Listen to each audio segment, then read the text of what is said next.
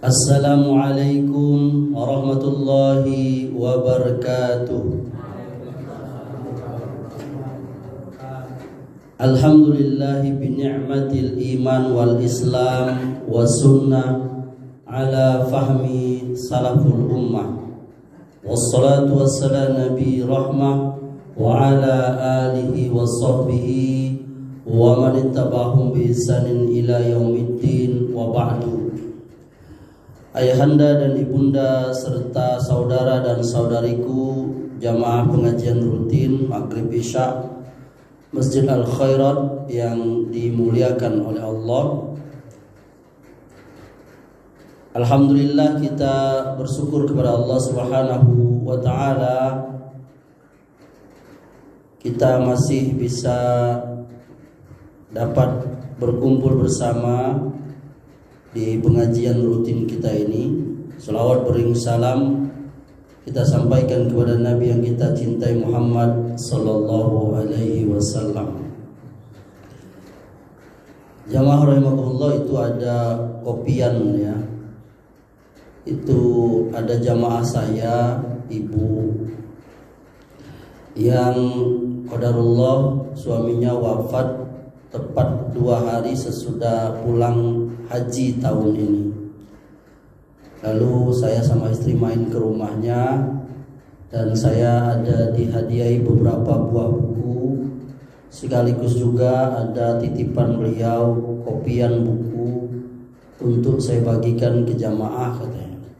Nah, itu ada sisa berapa buah tadi saya berikan untuk jamaah Masjid Al-Khairat.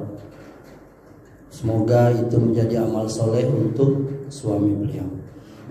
Amin ya rabbal alamin. Jamaah rahimakumullah, mari kita lanjutkan pelajaran kita. Bahwa kita mengetahui negeri kita ini Indonesia sebelum masuk agama Islam, maka sudah ada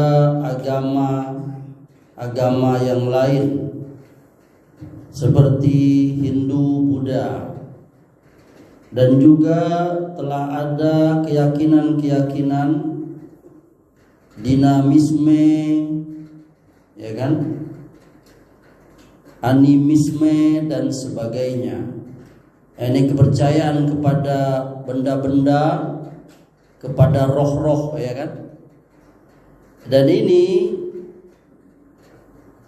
karena telah tersebar luas di kalangan orang manusia di Indonesia ini, begitu kuatnya keyakinan-keyakinan ya atau perbuatan-perbuatan itu, maka dia masuk juga ke kita kaum muslimin, dibawa oleh orang-orang tua kita mengajar kepada anak-anaknya karena mereka mungkin belum tahu, dan itu mengotori akidah kita sebagai seorang muslim.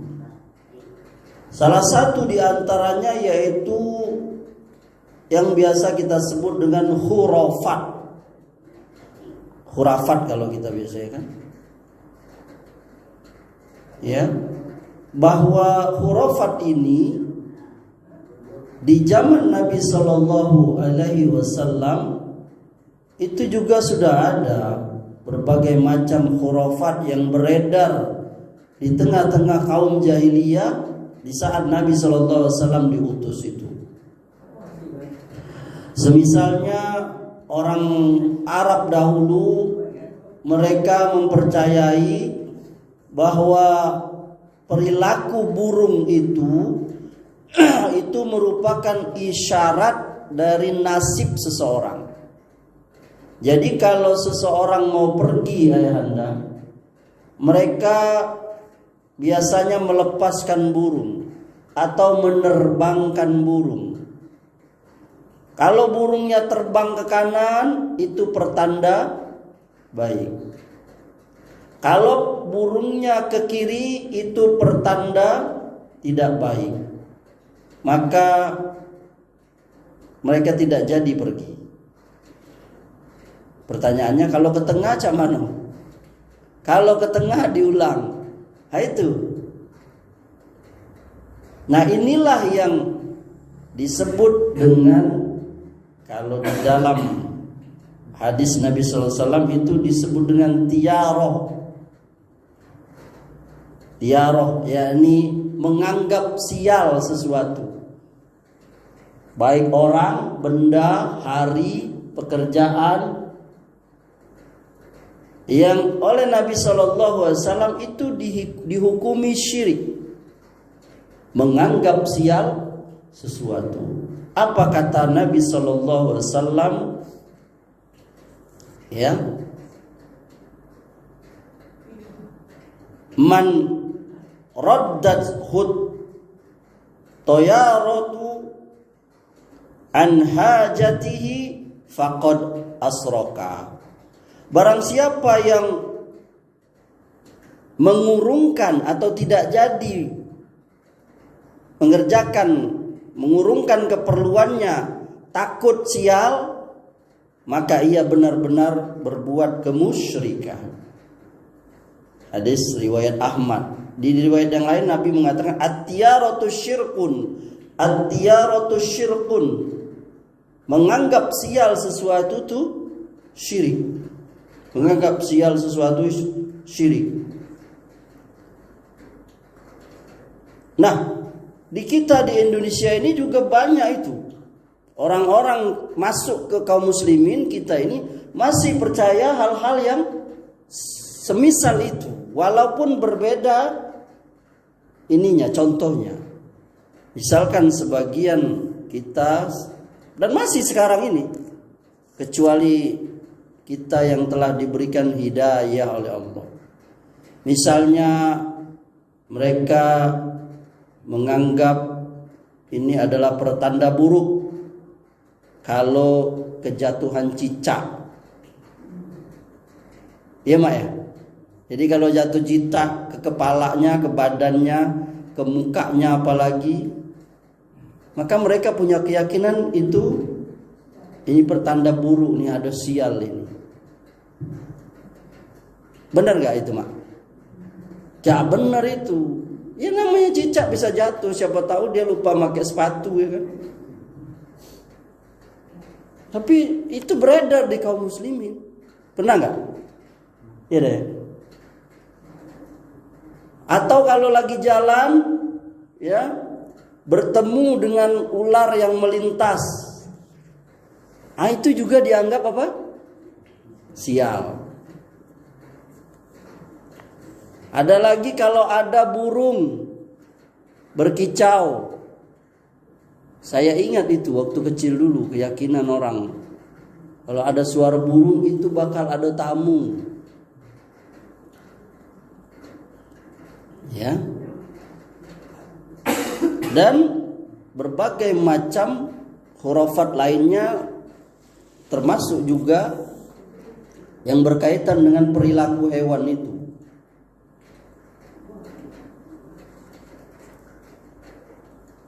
Dan ternyata khurafat ini juga, ya, itu ada juga dalam hal yang dianggap dari bagian Islam.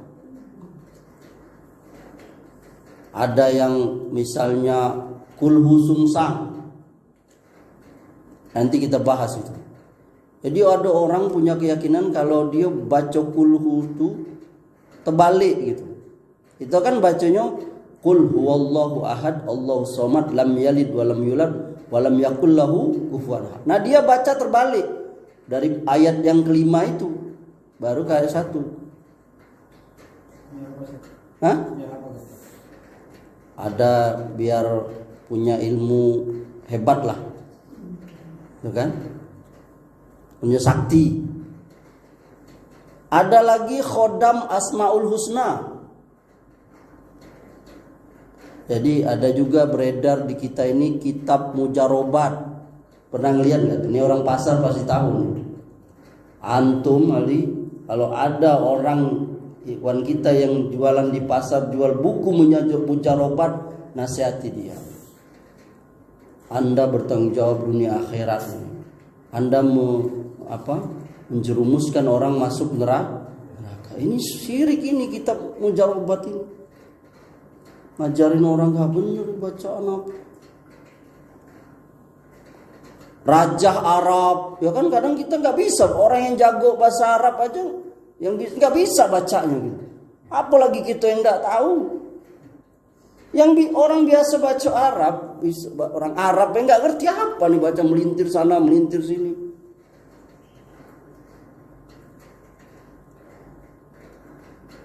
Jadi untuk jaga rumah, sampai ke wasiat mimpi Nabi lah, sampai kalau di Indonesia nih kesaktian biji tasbih.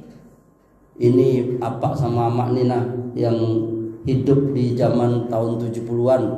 Itu film Susana itu kan. Itu kalau Susananya jadi hantu nanti dilempar pakai apa? Biji tasbih oleh Pak Kiainya itu. Terus biji tasbihnya meledak. Ya kan? Ya Allah, kalau memang ada biji tasbih bisa meledak, itu enak kita lawan Belanda dulu ya dah. Tidak usah kita capek-capek pakai biji tasbih aja meledak nanti. Itu mah buatannya apa? Sutradara itu. Nggak ada itu. Sampai ada dulu nggak tahu sekarang. Dulu waktu saya kecil di rumah-rumah kaum muslimin itu ada itu gambar kuda kepalanya perempuan, rambutnya panjang. Pernah lihat nggak? Itu katanya buruk, pernah? Bapak pernah? Itu mak. Itu yang kuda tapi kepalanya itu kepala perempuan, rambutnya panjang. Itu dibilang buruk. Macam-macam keyakinannya. Hah?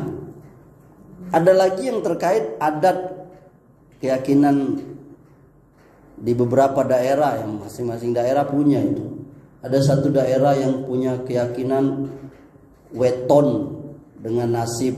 Weton itu ini baik buruk, hari, jam, apalah.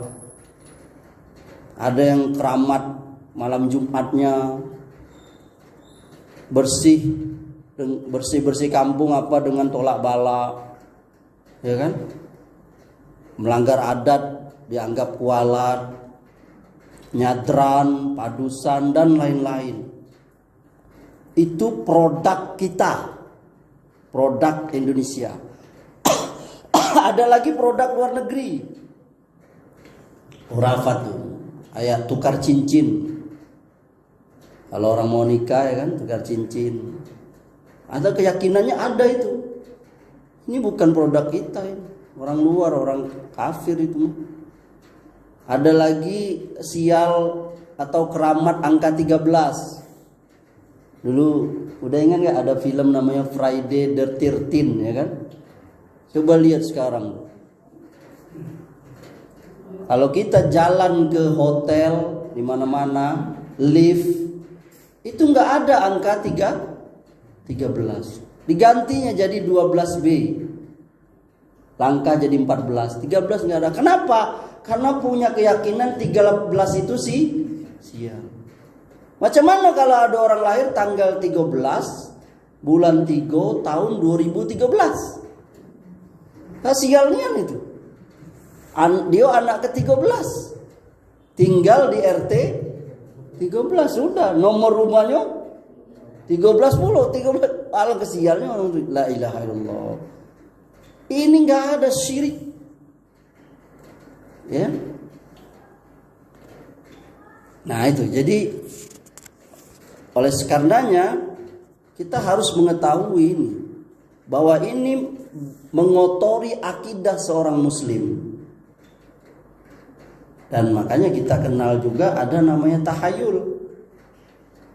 Apa makna tahayul dan khurafat ini?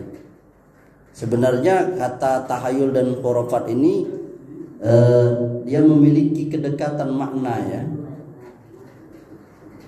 Sehingga seringkali ya masing-masing kata ini menempati posisi lain dalam sebuah kalimat.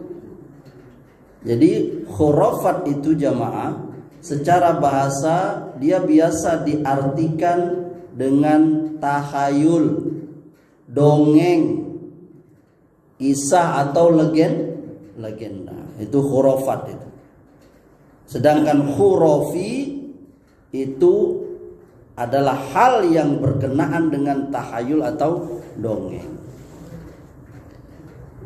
Khurafat ini ada kalau di kamus Al-Munawir tuh, khurafat itu diartikan dengan hal yang berkenaan dengan kepercayaan yang tidak masuk akal, batil ya, rusak. Bahkan artinya itu di samping tidak masuk akal, tidak pula didasari dalil yang sahih.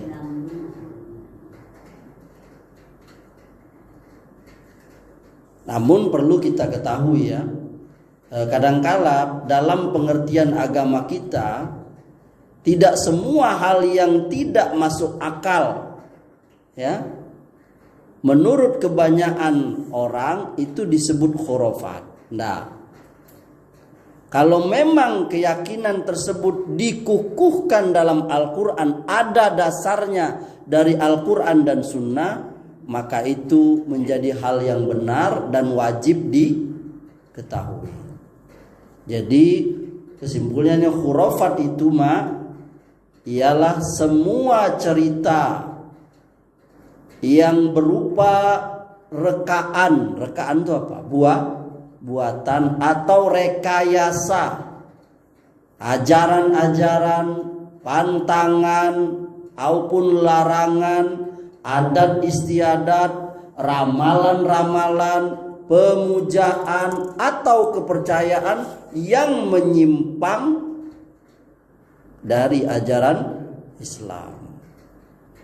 Jadi berdasarkan pengertian ini, berarti khurafat itu mencakup cerita ya, keyakinan atau perbuatan yang dusta atau direka-reka. Nah, itu. Oleh karenanya barangkali ada baiknya kita akan membahas ini ya. Apa tujuan kita membahas ini? Bahkan kita nanti akan menyebutkan contoh-contohnya itu, agar kita semua bisa tahu dan bisa menjadi ilmu bagi kita untuk menjauhinya, dan kita bisa mendakwahkannya kepada orang lain, terutama keluarga kita agar menjauhi ini. Ya. Yang pertama, ada namanya itu keyakinan khurafat di kita ini, di Indonesia ini, kualat karena melanggar adat. Misalkan ada di satu daerah itu terjadi konflik lah ya, antara warga terkait dengan penyelenggaraan adat.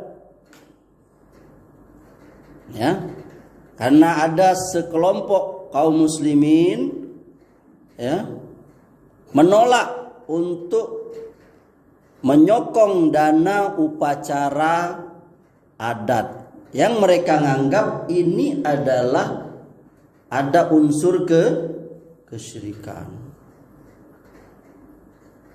Oleh karenanya sang panitia pun ribut, panitia acara itu. Dia memberikan sanksi sosial. Bahkan dia ngancam bakal kualat kamu, karena kamu tidak membantu. Kenapa? Karena bakal ini, ritual adat yang tadi itu bakal tidak terselenggara. Sampai mereka mau mengancam fisik gitu.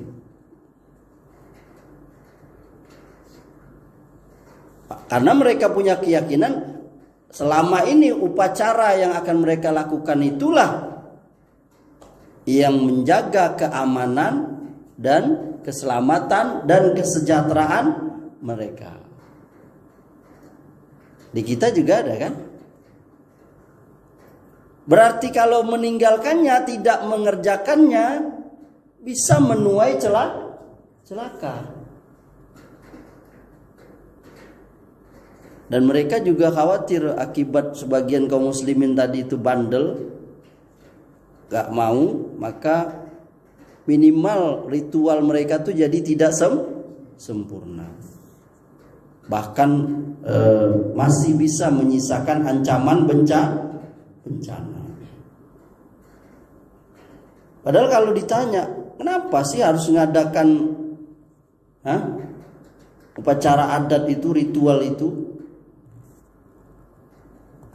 Kadang jawabannya standar, itu hanya untuk tasyakur, supaya nolak bala. Tapi kalau ditanya ya, ngapa upacaranya itu, ritualnya itu seperti itu? Bukan seperti yang kita Islam punya. Paling jawaban mereka apa? Nah, ini kan sudah dari dulu. Nah, ini jawaban mereka seperti ini, itu sama seperti jawaban kafir Quraisy dulu, kafir musyrik dulu. Waktu disuruh oleh Nabi, gak usah lagi kamu melakukan itu. Apa jawaban mereka? Nah ini. Wa idza qila lahum ittabi'u ma anzalallah qalu bal nattabi'u ma alfaina alaihi aba'ana. Kalau dikatakan kepada mereka, ikutilah apa yang telah diturunkan Allah, mereka jawab, tidak. Kami hanya mengikuti apa yang kami dapati dari nenek moyang kami. Lalu dikatakan oleh Allah, awalau kana aba'uhum la yaqiluna syai'a wa la yahtadun. Apakah mereka akan mengikuti juga walaupun nenek moyang mereka itu tidak mengetahui satu apapun, yakni tidak berilmu dan tidak dapat petunjuk. Nah, kita harus ngasih tahu memang nenek kita dulu tidak berilmu.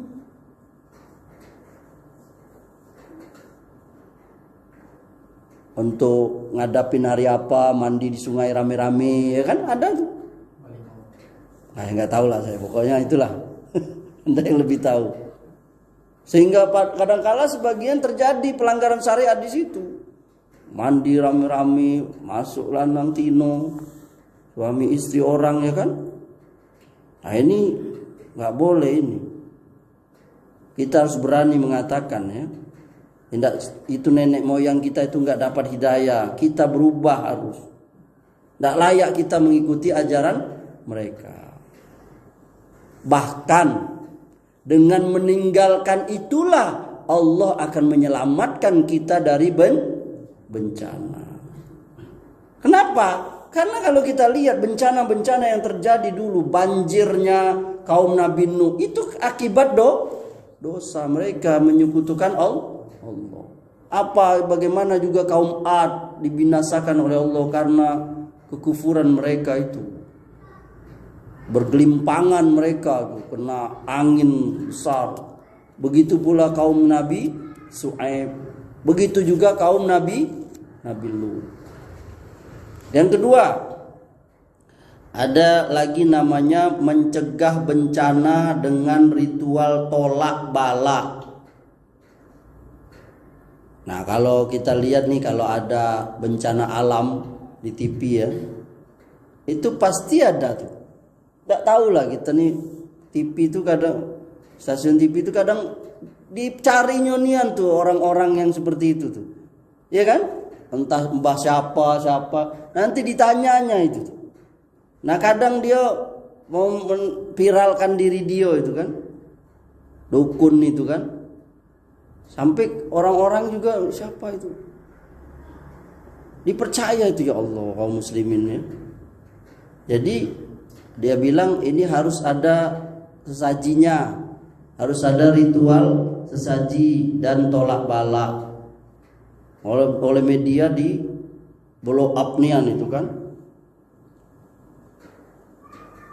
Ya. Jadi supaya tidak terjadi itu, mereka mengatakan harus ada yang namanya tolak tolak balak. Jadi dengan adanya tolak balak itu musibah tidak akan terjadi. Bahwa musibah itu terjadi lantaran kita meninggalkan sesaji gitu, sebagai tradisi. Apalagi kalau kebanyakan korbannya itu memang masyarakat yang anti syirik seperti sesaji itu, makin yakin mereka itu. Nah itulah kamu tuh, karena kamu tidak dong ngasih sesaji sajen tadi. Ya. Jadi budaya yang dimaksud ini adalah sesaji itu untuk siapa? Untuk mendekatkan diri kepada jin yang mereka anggap berkuasa di daerah itu.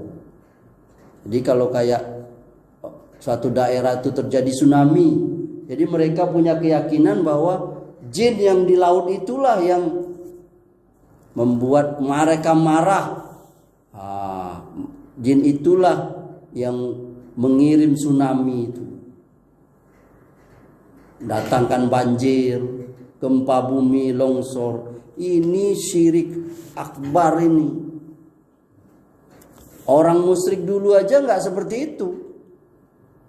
Orang musyrik dulu kalau ditanya, yang siapakah yang mengendalikan alam ini, mereka meyakini Allah. Qul may yarzuqukum minas sama'i wal ard amman yamlikus sam'a wal absar wa may yukhrijul hayya minal mayyit wa yukhrijul mayyit minal hayy wa may yudabbirul amr fasayaquluna Allah faqul afala taqilun afala tattaqun.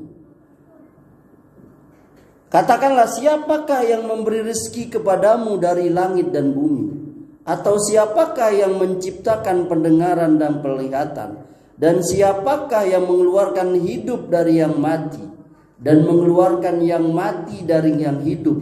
Dan siapakah yang mengatur segala urusan? Lihat apa jawaban mereka, orang kafir musyrik Quraisy itu. Mereka menjawab Allah. Maka katakan kepada mereka, mengapa kamu tidak bertakwa kepada Allah? Surah Yunus ayat 31. Ya.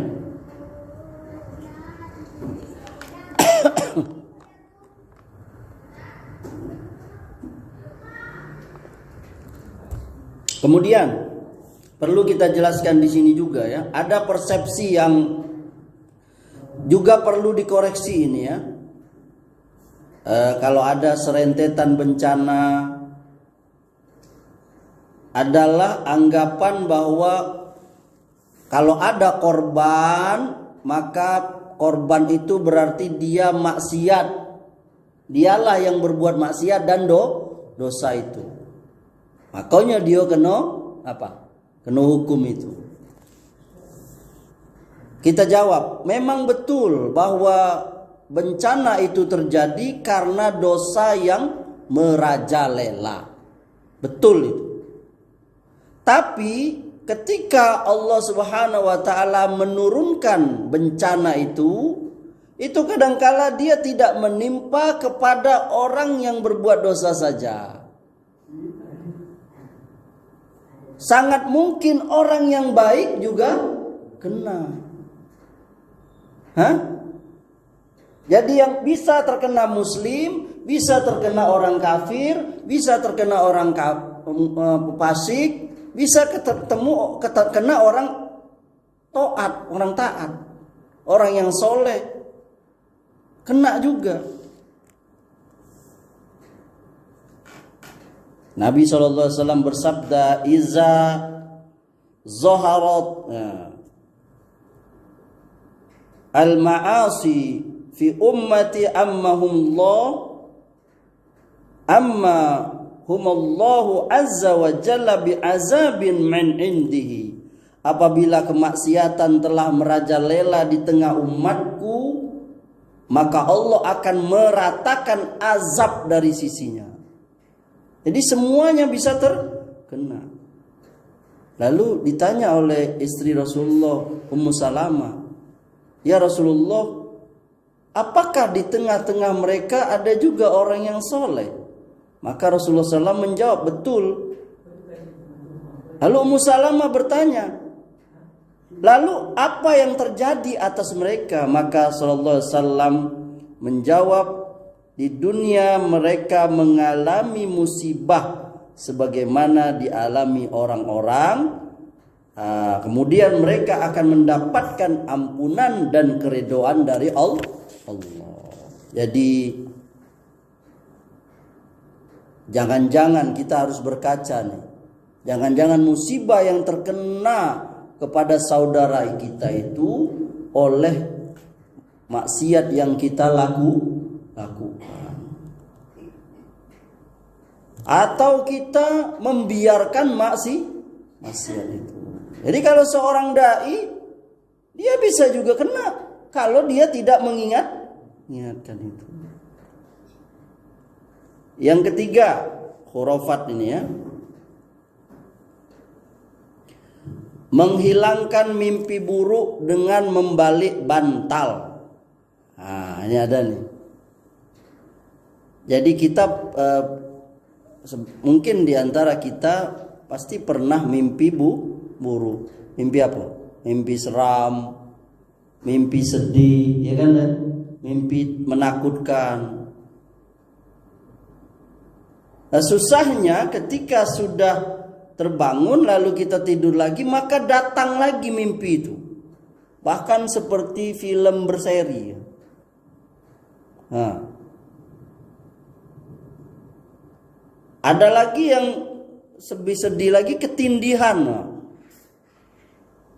Ya, ini kejadian yang dialami seseorang dalam keadaan tidur atau hampir tidur. Dia ini antara sadar atau tidak ya. Kadang dia merasa ada makhluk di dekat dia. Bahkan ada makhluk tanpa bentuk yang menindih dia itu.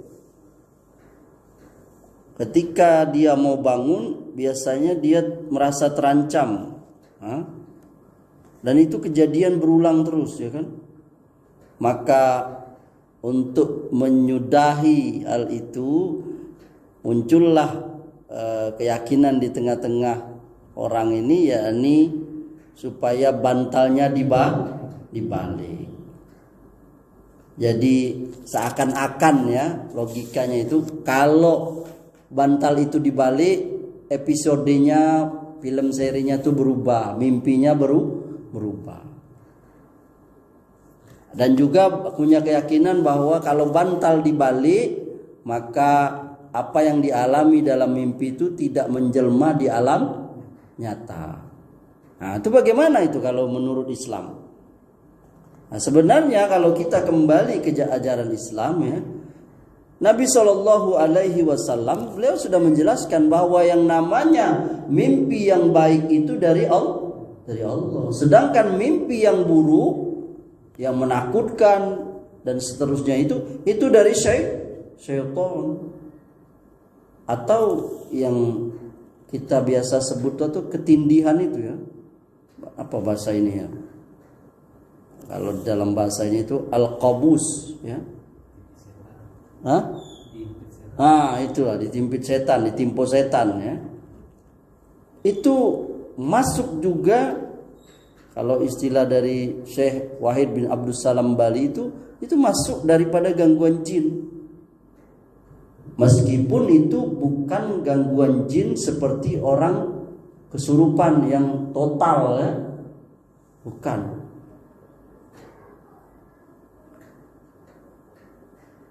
Oleh karenanya sebelum itu terjadi jamaah, agama kita itu ada sunnah yang kita jalankan sebagai seorang muslim, yakni berkenaan dengan tidur itu. Yakni seorang muslim kalau dia tidak ingin hal itu terjadi, dia hendaklah sebelum tidur itu dia melakukan sunnah sebelum tidur. Dan sunnah tidur itu sendiri dari Nabi Shallallahu Alaihi Wasallam, seperti berzikir sebelum tidur. Apa zikirnya? Misalnya membaca 3 surah itu. 3 surah, 3 kul itu. Sambil ditiup ke telapak tangan, lalu diusap ke seluruh badan yang bisa disentuh 3 kali. Juga membaca ayat kursi, ya ini kursinya. Nah, biasanya orang-orang yang punya keyakinan balik bantal dari itu, ini lupa dengan itu. Nah, ini sebagiannya kalau orang mimpi itu sudah dia. Bahkan kalau memang ingin sempurna lagi, dia berwudu. Ya. Berwudu dia. Bahkan Nabi SAW kalau memang sudah terjadi itu ya, kata Rasulullah itu mimpi baik itu dari Allah, sedangkan mimpi buruk dari setan. Kalau salah seorang dari kalian bermimpi yang tidak disukainya, maka hendaklah dia meludah sedikit ke kiri 3 kali. Lalu dia baca ta'awuz, a'udzubillah minasyaitonirrajim. Maka insyaallah mimpi itu tidak akan memberi keburukan kepada dia. Nah, ini hadis riwayat Muslim. Ada juga riwayat yang lain itu merubah posisi tidur atau berpindah tempat, bukan membalik bantal. Dan satu lagi, kalau dia berita mimpi yang buruk, maka tidak boleh atau jangan ceritakan kepada orang lain. Pernah ada kejadian itu, ada seorang badui yang dia cerita kepada Nabi bahwa dia mimpi kepalanya dipukul, pecah kepalanya. Maka sabda Nabi kepada dia, la tuhaddas nasa bita'allu bil syaitani bikabi manamika. Janganlah kamu ceritakan kepada orang-orang tentang dirimu yang telah dipermainkan setan saat tidur. Ini hadis riwayat Muslim. Jadi seorang muslim tidak boleh dia menceritakan, yakni apabila dia mimpi buruk, cerita kepada orang lain. Jadi oleh karenanya jamaah rahimahullah, kita berlindunglah kepada Allah, baik itu kita tidak tidur apalagi kita tidur.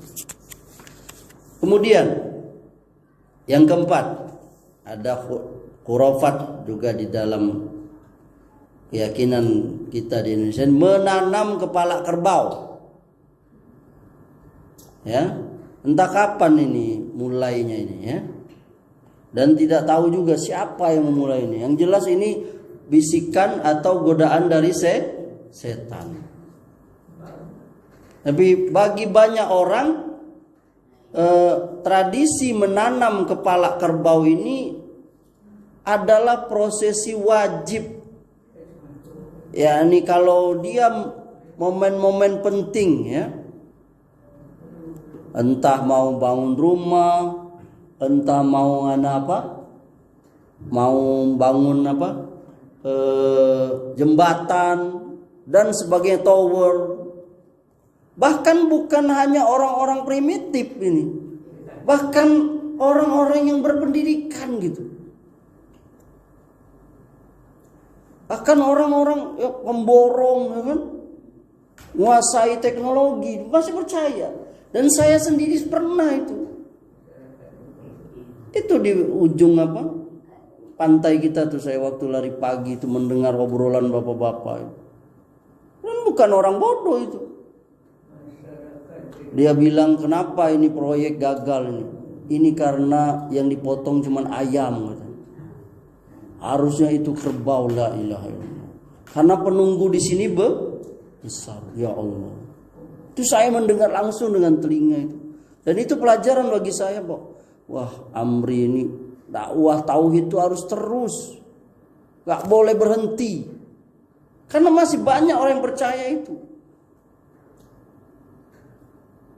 Jadi setiap peletakan batu pertamanya itu, bangunan, jembatan, sedekah bumi, sedekah laut, itu kepala kerbau itu pasti jadi ritual intinya itu. Coba lihat beberapa daerah tuh kan kepala kerbau ditaruh di nampal, dibuang ke laut. Itu syirik. Makanya tadi itu kalau ada jembatan ambrol, pasti mereka akan ngomong, itu karena nggak ditanam kepala kerbau. Tapi kalau dikasih tahu kepada mereka, loh kemarin kan sudah ditanam kepala kerbau tuh, lalu dia terdiam, berarti itu hujah mereka sendiri terbantah itu. Karena ternyata yang bangunan atau jembatan yang sudah ditanam kerbau, kepala kerbau itu juga masih juga roboh. Jadi tidak mengambil pelajaran bahwa kepala kerbau itu tidak memberikan mudarat, tidak mampu dia menjaga bangunan itu. Dan mereka nggak sadar bahwa banyak bangunan-bangunan yang tidak tanam kepala kerbau itu kokoh aja berdiri sampai sekarang. Nah ini sikap yang nggak jelas dari orang-orang bodoh dan apalagi orang musyrik itu ya. Jadi kalau ditanya kepada mereka, sebenarnya itu kepala kerbau itu untuk siapa itu? Untuk siapa? Untuk siapa ibunda? Iya, jujur mereka itu untuk jin yang nunggu tempat itu tadi yang sudah kita bilang ya. Tapi ternyata kejujuran mereka itu tidak bisa menghapus kesyirikan yang mereka lakukan itu. Lalu kalau jawabannya untuk Allah, gimana? Enggak ada juga itu. Karena Allah tidak pernah memerintahkan hal seperti itu. Bahkan itu adalah tradisi jahiliyah yang biasa mereka melakukan. Kalau ada tempat sesuatu yang keramat, mereka biasa nyembelih hewan situ. Mereka takut kalau meninggalkan tradisi itu bahaya datang, bangunan runtuh apa segala macam itu, gagal panen, air laut meluap dan sebagainya, gunung akan kan dulu ada tuh di Jawa tuh yang gunung ada tokoh dukunnya kan, nah itu diangkat-angkat tuh. Lalu mereka untuk mencegah jin-jin itu, maka mereka melakukan ritual itu. Ini nggak benar itu, syirik itu. Karena yang namanya penyembelihan itu harus ada dasarnya. Mengalirkan inna solati wa nusuki, sesungguhnya solatku, sembelihanku lillahi rabbil alamin, untuk Allah. Makanya ada korban, akikah, apalagi nazar, itu karena Allah. Nggak boleh kita menyembelih itu Allah. Bahkan kita ingat nggak hadisnya itu, ada orang yang masuk surga karena lalat, dan ada orang yang masuk neraka karena lalat. Ingat kan?